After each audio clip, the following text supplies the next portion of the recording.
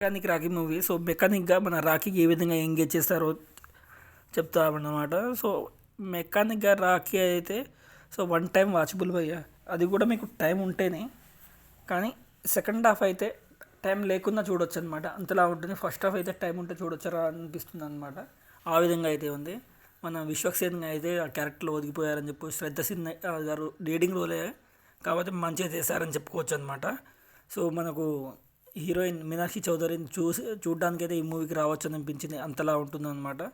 So మీకు తెలిసిందే మూవీలో బ్యాక్గ్రౌండ్ మ్యూజిక్ బాగుంటుందని చెప్పుకోవచ్చు.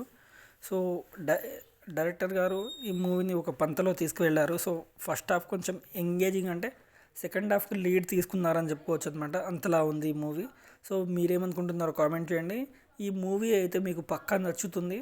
సో ప్రీవియస్ మూవీ కన్నా ఈ మూవీ అయితే చాలా బాగుందని చెప్పుకోవచ్చు.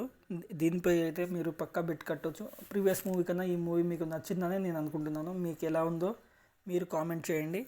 So mechanic Rocky worth one time watchable అని చెప్పుకోవచ్చు. సో చూడని వాళ్ళు పక్కా మూవీ చూడాలి. సో ట్రైలర్ చూస్తే పక్కా చూడండి మూవీని. సో విశ్వక్సేన్ అయితే ఈసారికి ఆధారిద్దాం.